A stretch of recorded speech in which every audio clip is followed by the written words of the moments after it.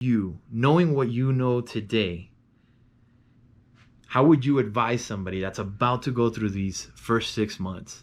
And it could be emotional, it could be physical, it could be, mental, whatever it is. But if you're talking to somebody right now, if somebody said to you, hey man, I think I'm going to get a divorce, how would you guide that person?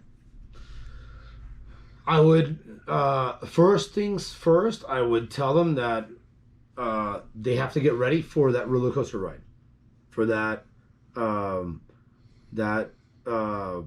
spectrum of emotions that are about to happen, because whether you advise somebody or not, they're going to go through them. You know, it's not like you can cancel out certain factors of feelings that a person's going to go through just because you give them advice. It's not going to change anything. It's how they process the information that you're giving them about what they're about to experience. So they're going to go through all the phases, but they may have an easier time going through the phases if they know what they're about to experience. If they go in knowing that, hey, you're going to feel this first, you're going to have the denial. Yeah, it's going to happen. Hey, why is this happening? You know, I can't believe this is happening. You tell somebody you're going to go through this. This is going to happen to you, and they go through it. And between the fact, between the phase of denial to aggression, maybe before acceptance, they go back and they think like, dude, that dude told me that I was going to go through this. You know, so it's comforting. It's a little more comforting that hey, somebody told me I was going to go through this. So somebody else has been through this. The fact that somebody else has been through it and they've told you what you're going to experience, I think that's a comforting factor. That's why I feel very strongly of people talking to somebody. Doesn't have to be a therapist. Could be other people that have gone through what they're going through. Like what is it? Like a group, like a divorce group, like an Alcoholics Anonymous, Narcotics Anonymous, a divorce, a 6-month in divorce group of teaching you what you're about to experience. You're gonna go in a lot. What would I say is a lot less scared, a lot less fearful of what you're about to experience, because now you have some data of what you're about to experience instead of just going in blind. That would be my first advice. That would my main advice would be to tell them, just share my experience on those 4 phases, those 4 different phases, each one, and tell them, listen, you're gonna go through them, but at least you'll know somebody's with you. You know, somebody's been there, I've been there, and I'm with you on this one. So use this data so that when you go through it, you have a little memory bank, a little memory snapshot. Hey, somebody told me this was gonna happen. Oh yes. Somebody told me this same exact scenario happened to them, and now it's happening to me. That's a comfort. It's like a little warm, a little what is it? A little safety blanket. Yeah. People enjoy that. It feels good. During that shitty time. I found out about the situation at the beginning of April. Mm-hmm. Let's say April 1st. April Fool's Day. Oh, April Fool's Day! I'm not cheating on you. April Fool's. So I found it, let's say, April 1st. April 23rd, I confronted my wife about the situation, and I let her know. Between the time of finding out, doing the legal separation agreement, finding out the audio that was going on, mm-hmm. and signing the legal separation agreement strategically with my family attorney, and telling her was all within the matter of 3 weeks. So let's say April 1st, I got wind of the situation and we started dealing with a legal separation. April 15th, I found the video, and April 23rd, we had already signed the legal separation agreement, and I went to her with data, letting her know that I knew what was going on. I told her exactly what I knew, and I gave her the ultimatum for a divorce. April 23rd. From April 23rd, exactly 2 months later, I walked out of the courtroom a divorced man. June 23rd, 2 months later. My thing was sense of urgency. Like, I need this over with.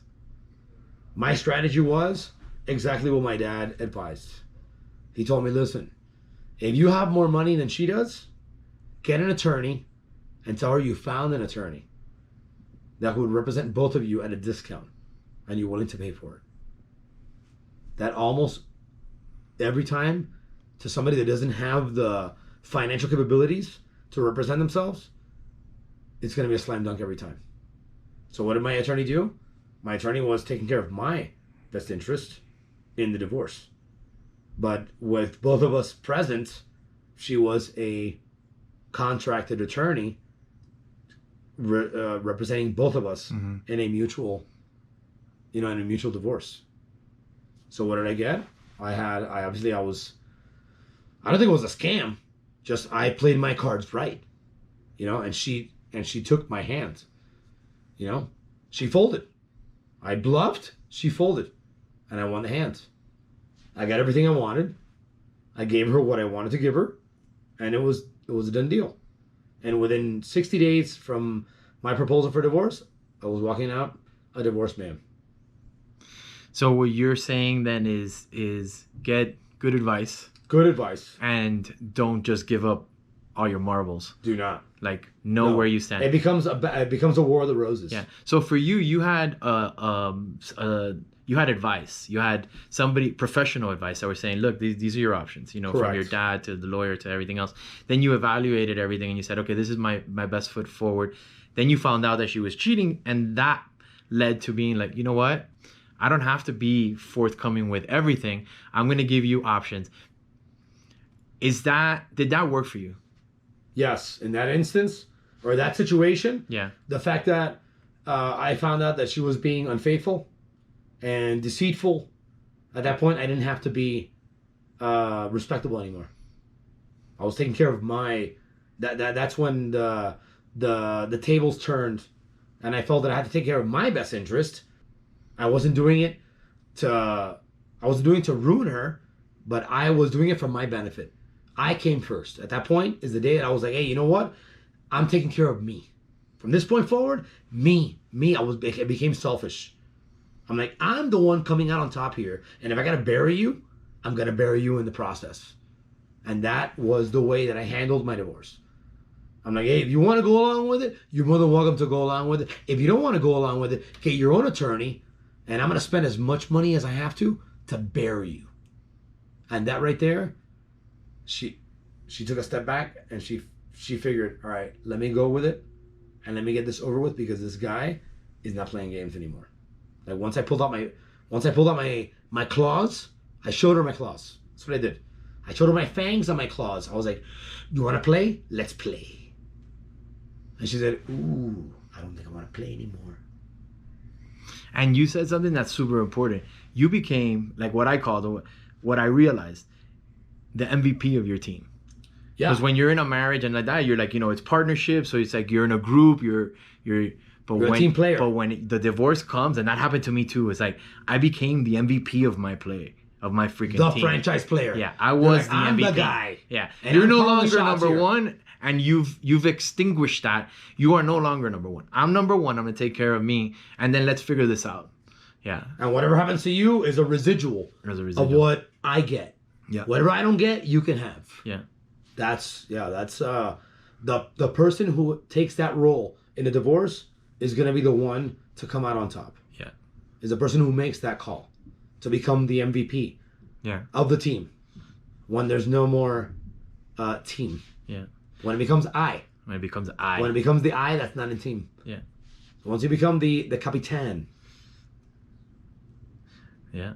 Well, Johnny, thank you for being with us and for sharing and for being open and truthful, because as you've shared the story with me off camera, it's the same story on camera.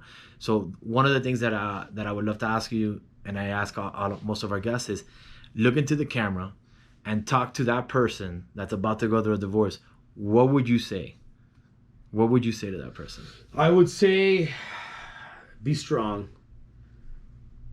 Shit happens. We all get through it. As hard as it may be at the beginning, Shit gets better. You're gonna get over it. You're gonna move forward. You're gonna move on. I don't know if you're gonna meet somebody else. I can't guarantee that. But you will be a different person, and you may end up being the person you were supposed to be. That's it. Be who you were supposed to be. And having said that, that's pretty much all we got. Thank you for watching, hearing, or whatever you're doing to keep divorce the first 6 months in existence. And if you're going through a divorce, like Johnny said, just stay strong. You are going to get on the other side of this. Divorce isn't the end, it's your new beginning. Join Divorce the First 6 Months on Patreon for informative episodes, expert advice, and supportive resources. Visit patreon.com/divorce the first 6. Learn what to expect from the divorce process